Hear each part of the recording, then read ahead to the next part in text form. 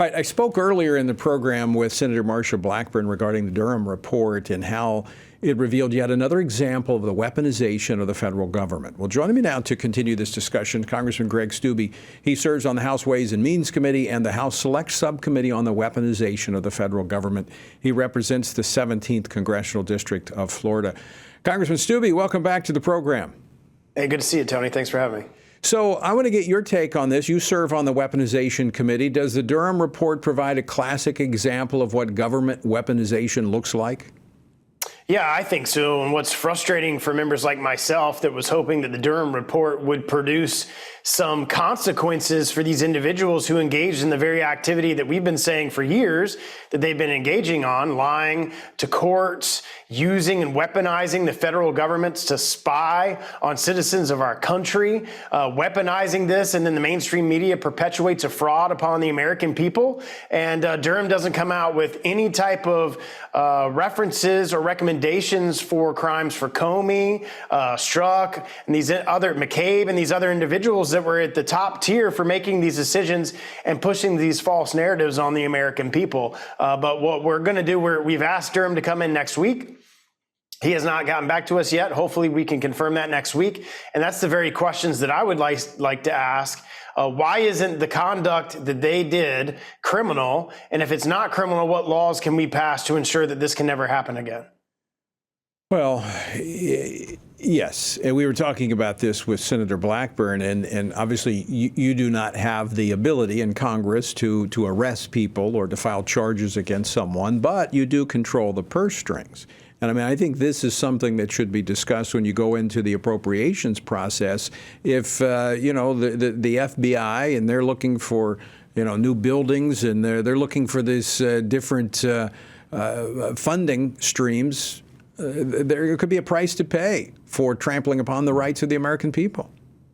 Well, and there's programs like FISA that get reauthorized in the next year. I know most of, at least in the last Judiciary Committee that I sat on, no Republican members supported reauthorizing that. That can be defunded. There's programs that specifically do this type of activity that can be defunded. So we don't have to defund the criminal aspect of things that the FBI does, but we can certainly defund activities that are perpetuated by this politicization and weaponization of the federal government and the DOJ. And that would send a very strong message that the American people are sick and tired of the deep state and the swamp exercising its muscle and using its power and ability in the intelligence bureaus and the law enforcement bureaus to affect election outcomes. Yeah, a really good point. You want to go after the FISA courts, which I think were totally abused by the previous by the Obama administration during that time. And even Trump couldn't get a handle on what was going on there. And so you don't want to, you got to be careful on how you message that, because I know the Democrats will say, well, the Republicans want to defund the police, when in fact you want to defund the weaponization of government toward the American people. Yeah, and you want to prevent this type of behavior from ever happening again, regardless of the political side. Just because Trump and I'm a Republican, the Republicans were inhibited by this.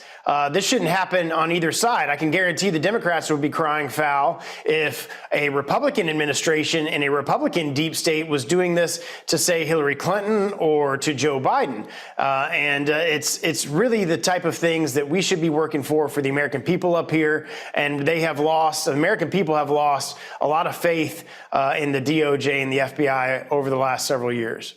Now, juxtapose that, the fact there were about 40,000 law enforcement officers here in Washington, D.C. for events and ceremonies for National Police Week. And I know supporting law enforcement is a cause you've always championed. Local law enforcement is striving to keep people, safe, uphold the law in most cases. But we're seeing this environment fostered by liberal prosecutors, by the left, trying to handcuff police and their ability to do their jobs. Yeah, and all you have to do is look at these liberally run Democratic cities to see the numbers of homicides and drug use and all of these things and to see the outcome that that's had on the community.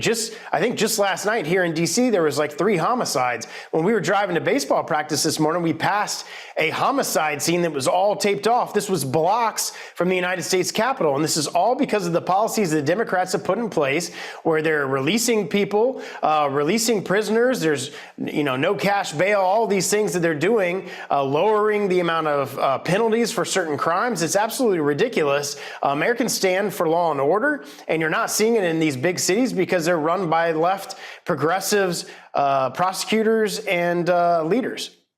Yeah, and we saw just last night in Atlanta a big public display against a law enforcement training center there, and that's the site of where there was this scene of domestic terrorism about a month ago, where an attorney for the Southern Poverty Law Center was charged with domestic terrorism. So you have these leftist groups that are actually involved with the Biden administration's Department of Justice that are anti-law enforcement, like the Southern Poverty Law Center. Well, and in some of these democratically run cities, they actually did defund the police, took money away from certain bureaus, defunded entire SWAT teams and that sort of thing. And that's an absolute fact. You had the vice president raising money to bail all the protesters out a few years ago over the summer. And that's the type of activity that when you have the leaders in our country encouraging crime, helping to bail people out that are committing crime, lowering the penalties for crime, that's the type of repercussions you're going to have from that type of leadership. Lawlessness. In fact, the Bible warns us that is coming. Greg Stubbe, always great to see you. Thanks so much for joining us today. Anytime.